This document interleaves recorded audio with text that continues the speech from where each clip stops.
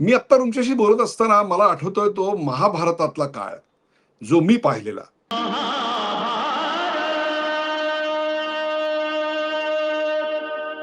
मी पाहिलेला महाभारतातला काळ म्हणजे 4-5 हजार वर्षापूर्वीचा नाही, तर दूरदर्शनवर महाभारत अशा नावाची जी मालिका सुरू झाली होती तो काळ. तो दिवस होता 2 ऑक्टोबर 1988 आणि एका महामालिकेला सुरुवात झाली आणि ती महामालिका बी.आर. चोप्रा यांनी निर्माण केलेली होती. त्या महामालिकेचा प्रत्येक एपिसोड भारतीयांनी अगदी काय म्हणू आपण ज्याला प्राण तळहातावर घेऊन पाहिला.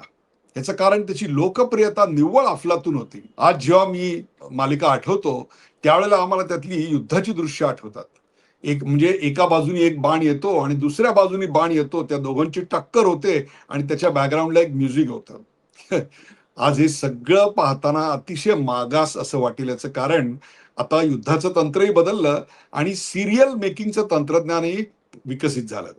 त्या काळात पोस्ट प्रोडक्शन, व्हिडिओ ग्राफिक्स वगैरे, मल्टीमीडिया वगैरे असं काही नव्हतं. त्यामुळे नुसतं बाणांचं एकत्र येणं दिसलं तरी सुद्धा अख्खी पिढी त्याच्यावर फिदा आणि खुळा व्हायची, असा तो काळ आपल्या डोळ्यासमोर आहे. हे सगळं आत्ता आठवायचं कारण म्हणजे आज ती दृश्य जर कोणाला दाखवली तर आजची पिढी युद्धाची दृश्य म्हणून त्याकडे बघू सुद्धा शकणार नाही. याचं कारण ते प्रत्यक्ष युद्धच पाहतायत.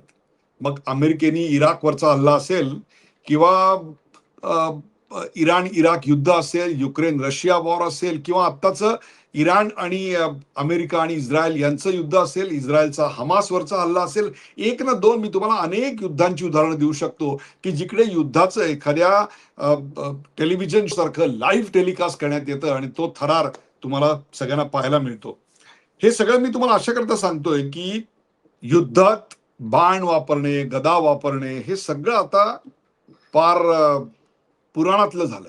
तलवार घेऊन लढणं महाराजांच्या काळातलं ते देखील इतिहास जमा झालं आणि लाखोच्या संख्येनं फौज घेऊन हल्ला करणं हे देखील इतिहास जमा झालं. ते फार औरंगजेबाच्या, अकबराच्या काळामध्ये, राणा प्रतापच्या काळामध्ये आपल्याला पाहायला मिळायचं. आपण इतिहासात वाचायचो की शाहिस्ते खान शिवाजी महाराजांच्या स्वराज्याला बुरवणा करता 5 लाखाचं सैन्य घेऊन पुण्याच्या दिशेनं कूच करायला लागला आणि मग आपल्याला ते सगळं दृश्य 5 लाखाचं दिसायला लागतं.